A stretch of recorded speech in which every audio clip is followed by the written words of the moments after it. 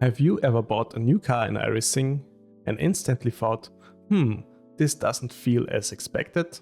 Yeah, me too. And that's exactly why I started this video series.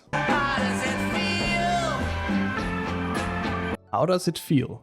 Where I review cars in iRacing based on the one thing you can test out before you buy them. The actual feel of the car through the wheel and the force feedback.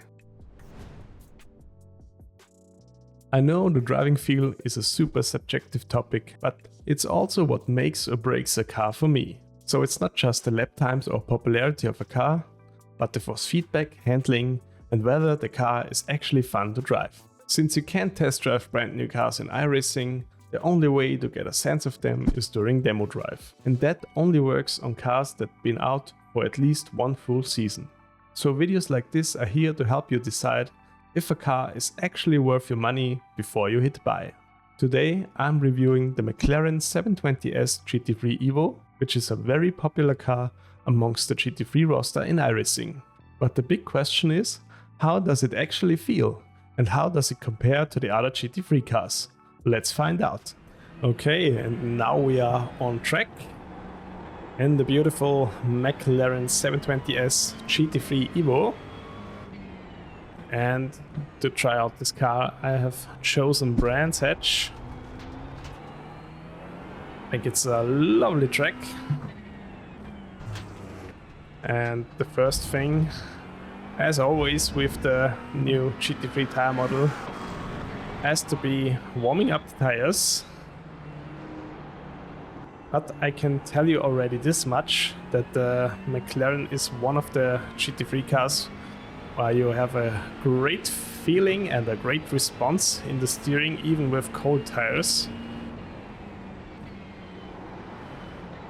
In my opinion, the worst GT3 car on cold tires is the Acura, where I have no feeling at all in the steering. Here I can tell you the McLaren already feels pretty direct right from the get-go. But of course, warming up tires takes us a few laps. So in the meantime, let's talk about the visibility out of the car. And I think that's one great plus point. In the McLaren, you really feel like you're sitting in front of the hood, or like over the front axle even. It's great. The car has great visibility. This huge windscreen can see pretty much anything. As you can hear, the sound of the car, of this twin turbo V8 4-liter engine, is not that bad, but it could be a bit more exciting, at least on the inside. When you hear the car from the outside, the sound is actually pretty nice, I think.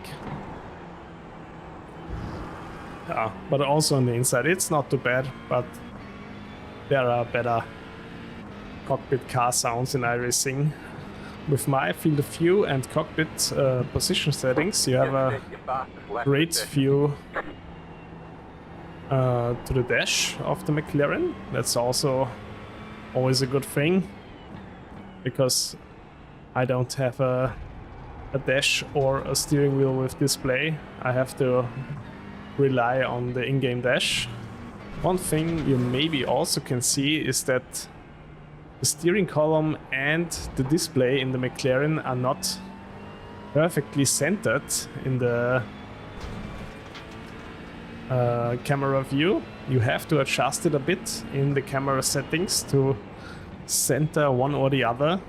I opted to center the steering wheel because I opted to show it on screen. And now at least my steering column and my steering wheel is in the middle, but as you can see, the dashboard of the McLaren is a bit off to one side. Okay, the tires are getting warm now, and let's actually start talking about the force feedback of the car. I think the McLaren has one of the greatest front-end feelings of any GT3 car. I always have this feeling like that I can directly steer the car where I want to. Even so with cold tires, but now when the tires are warm, this feeling gets even better. And I also think this car is not so difficult to drive. It's pretty compliant and always gives you good feedback on what it is doing or what the tires are doing. Especially on corner entry, you really can dictate where the car should point and what direction it should move with like the steering inputs and rail braking. Well, here we saw one downside I see in the McLaren. But it's most of all a skill issue, I think. It's the throttle application. With some setups you really have to watch out accelerating out of corners, because you can spin pretty quickly in this car. With low traction control settings, the McLaren feels pretty torquey. So my strategy in this car is always like to raise the traction control at least for the first few laps until the tires are warm, and then lower it gradually. Compared to other GT3 cars, the overall feeling of the steering is a bit softer. Like the car has almost feels like the car has a bit softer suspension in the front end than some of the other cars. For instance, the Ford Mustang feels pretty raw at times, but the McLaren feels like a bit softer, but still very direct, and I like that a lot about the car. Also around the middle of the steering, the force feedback is pretty strong and delivers great detail.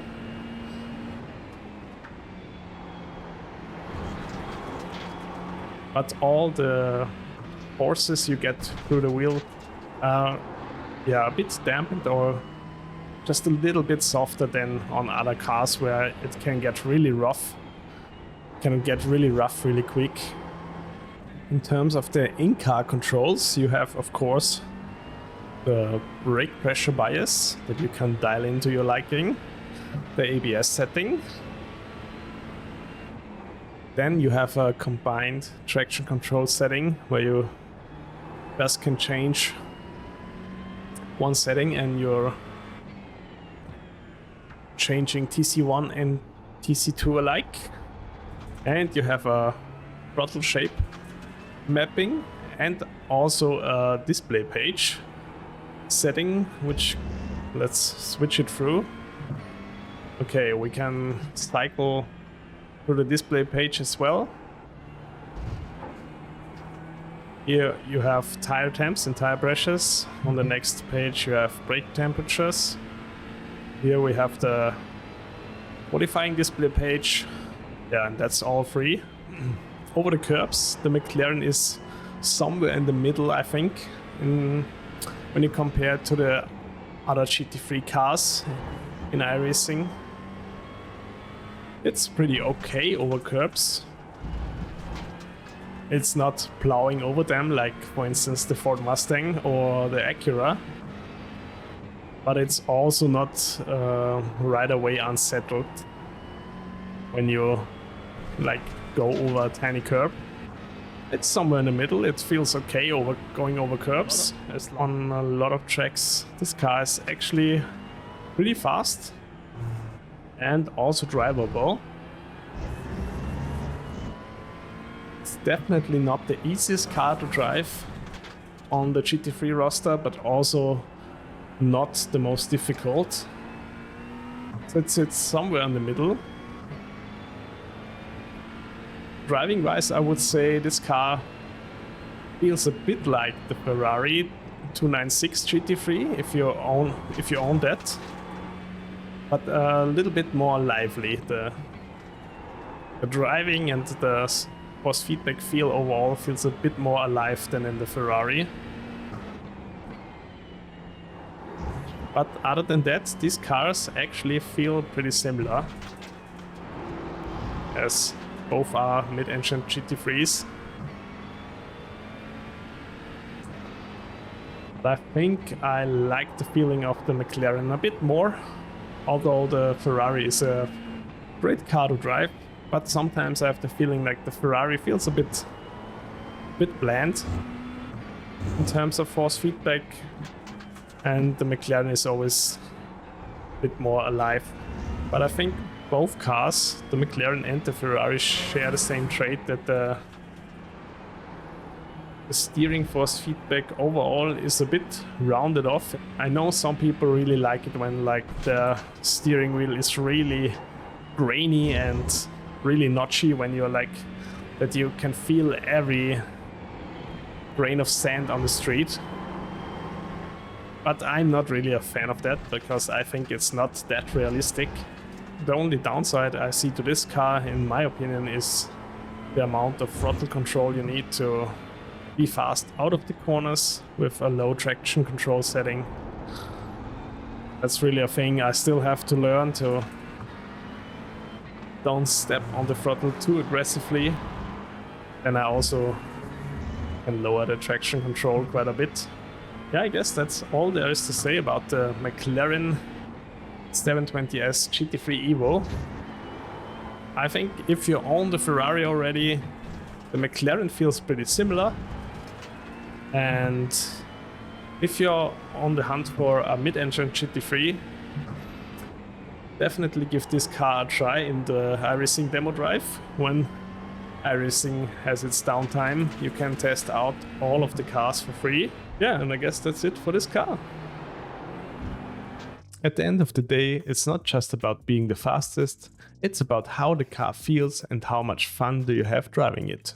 And if you're considering spending your credits on the McLaren, hopefully I gave you a good idea with this video whether the McLaren fits your style or not.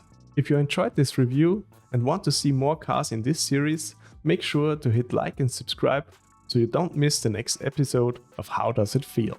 And let me know in the comments on which car you would like me to cover next. Thank you for watching, and I'll see you on track. Bye bye.